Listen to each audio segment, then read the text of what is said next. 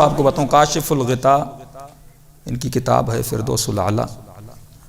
یہ نسخہ بتاتے ہیں کہ مثلا ایک انسان ایک نظر کرتا ہے کہ اگر یہ میری نظر پوری ہوگی مثلا میں پوری سورہ بقرہ پڑھوں گا،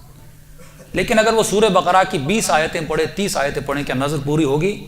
نہیں ہوگی۔ جب تک آپ عمل کو کمپلیٹ نہ کریں تب تک آپ کو فائدہ نہیں ملتا۔ وضو آدھا کریں گے قبول نہیں، نماز آدھی پڑھیں گے قبول نہیں۔ چیزیں فائدہ تب دیتی ہیں جب انسان کمپلیٹلی ان چیزوں پہ عمل کرتا ہے۔ تو یہ بتاتے ہیں کہ سامراء میں وبا آئی اور اتنی وبا کہ روز جنازے آتے تھے۔ وہاں پر انہوں نے شیعہ عالم نے شیعوں کو ایک نسخہ دیا اور فرماتے اس نسخے پر عمل کرنے کے بعد غیر شیعوں کے جنازے تو آتے تھے پر شیعوں کے جنازے نہیں آتے تھے۔ یہاں تک کہ شیعہ مدارس کے طلباء ان کے نماز جنازہ پڑھانے جاتے، جنازے اتنے تو ان کے اپنے مولوی کم پڑ گئے تھے کہ شیعہ علماء جاتے تھے۔ وہ نسخہ یہی تھا زیارت عاشوراء کا نسخہ۔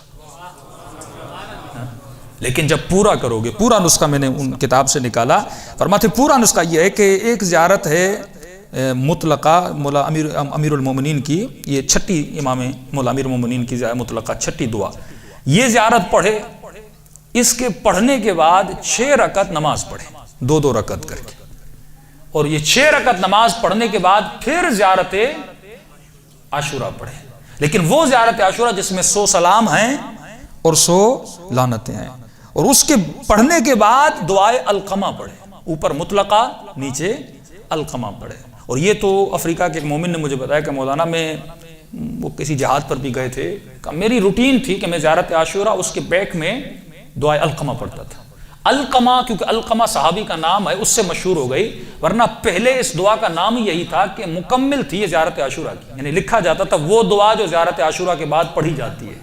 لیکن اکثر لوگ ہم نہیں پڑھتے، یعنی پہلے تو مطلقہ پڑھو گے، اس کے بعد 6 رکعت نماز پڑھو گے، اس کے بعد زیارت عاشوراء 100 سلام اور 100 لعنتوں کے ساتھ، اور اس کے بعد دعائے القمہ پڑھو گے، اور پھر سجدے میں جا کے 100 مرتبہ صلوات پڑھو گے۔ فرماتے ہیں علماء ایک اصطلاح استعمال کرتے ہیں، کہتے ہیں یہ دعائی ایٹم بم ہے،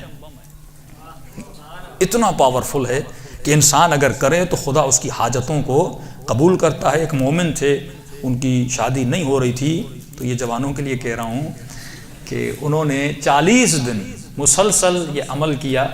اور عمل کرنے کے بعد 40ویں دن جب حرم میں گئے تو امام رضا نے کسی کے توسط سے 40ویں دن جب عمل پورا ہو تو مولا نے رشتہ بھی بھیجا، اور جس خاتون کا رشتہ آیا اتفاق سے اس کا بھی 40واں دن تھا،